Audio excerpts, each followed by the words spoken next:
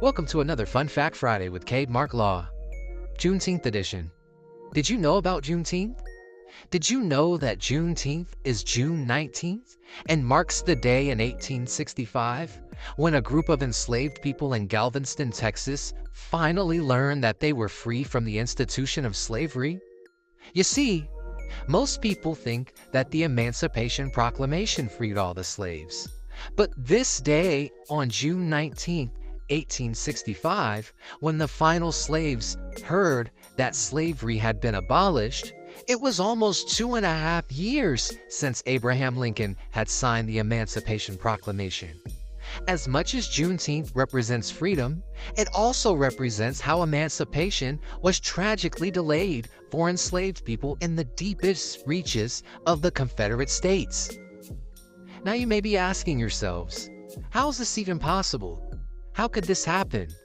But the answer lies in history.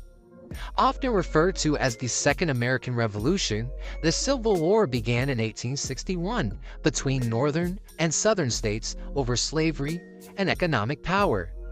A year into the war, the U.S. Congress passed the Confiscation Act of 1862, which authorized Union troops to seize Confederate property, including enslaved people.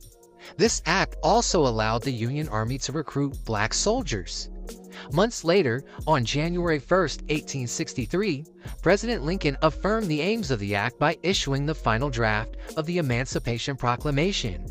The document declared that all persons held as slaves are, and henceforth, shall be free. But while the proclamation legally liberated millions of enslaved people in the Confederacy, it exempted those in the Union-loyal border states of Delaware, Maryland, Missouri, and Kentucky. These states held Confederate sympathies and could have seceded. Lincoln exempted them from the proclamation to prevent this. A year later, in April 1864, the Senate attempted to close this loophole by passing the 13th Amendment, which prohibited slavery and involuntary servitude in all states, except as punishment for a crime. But the amendment wouldn't be enacted by ratification until December 1865. In other words, it took 2 years for the emancipation of enslaved people to materialize legally. Not to mention, the ratification of the 13th Amendment happened after the Civil War had already ended. In April 1865, Confederate General Robert E. Lee had surrendered at Appomattox, Virginia. How does Juneteenth come into play? Enslaved people in Texas didn't learn about their freedom until 3 months later. On June 19, 1865, Major General Gordon Granger of the Union Army arrived in Galveston and issued General Order No. 3 that secured the Union Army's authority over Texas. The order stated the following: "The people of Texas are informed that in accordance with a proclamation of the Executive of the United States, all slaves are free. This involves an absolute equality of personal rights and rights of property between former masters and slaves, and the connection hereforto existing between them becomes that between employer and hired labor. The freedmen are advised to remain quietly at their present homes and work for wages. They are informed that they will not be allowed to collect at military posts, and that they will not be supported in idleness either there or elsewhere." Still, even under Order No. 3, as historian Henry Louis Gates Jr. noted, freedom wasn't automatic for Texas's 250,000 enslaved people. On plantations, masters had to decide when and how to announce the news, or wait for a government agent to arrive. And it was not uncommon for them to delay until after the harvest, meaning that many enslaved people were forced to work as enslaved people after they were already freed.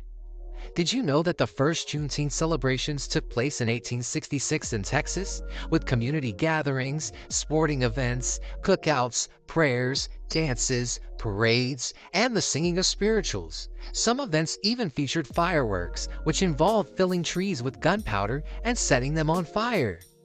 But at the core of the celebrations was always a desire to record group gains since emancipation. an occasion for gathering lost family members, measuring progress against freedom, and instilling rising generations with the values of self-improvement and uplifting their own racial values.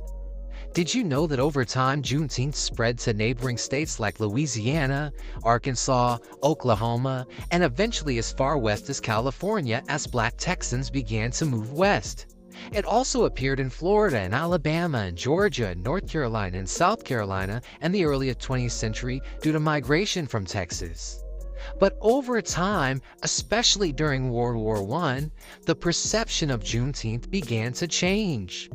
Did you know that around World War I, white people and even some black people considered it unpatriotic, un-American, and even shameful to celebrate Juneteenth because it focused attention on a dark period in U.S. history? Did you know that this trend continued into the 1940s during World War II? But by the 1950s, Juneteenth had come back strong, with 70,000 black people on the Texas State Fairgrounds at Dallas to celebrate Juneteenth. The celebrations would decline again as attention went to school desegregation and the civil rights movement in the 1950s and 60s, but picked back up again in the 1970s as advocates in Texas launched the first effort to make Juneteenth an official holiday of significance, particularly to blacks of Texas. On January 1, 1980, Juneteenth became a Texas state holiday after State Representative Al Edwards put forth legislation.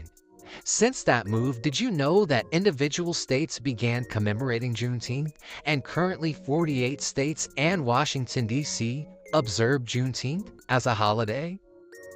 Did you know that Juneteenth has been called many things over time? Emancipation Day, Jubilee Day, Juneteenth National Freedom Day, Juneteenth Independence Day, and Black Independence Day? Did you know any of this? Well, now you do. Juneteenth, June 19th, 1865. A day to be celebrated not just by Black Americans, but by all Americans. A piece of not just Black culture, but a piece of American culture. Not just a Black thing, an American thing. And the subject of our Fun Fact Friday. Protect your brand, grow your business. CadeMarq Law Fun Fact Friday, Juneteenth Edition.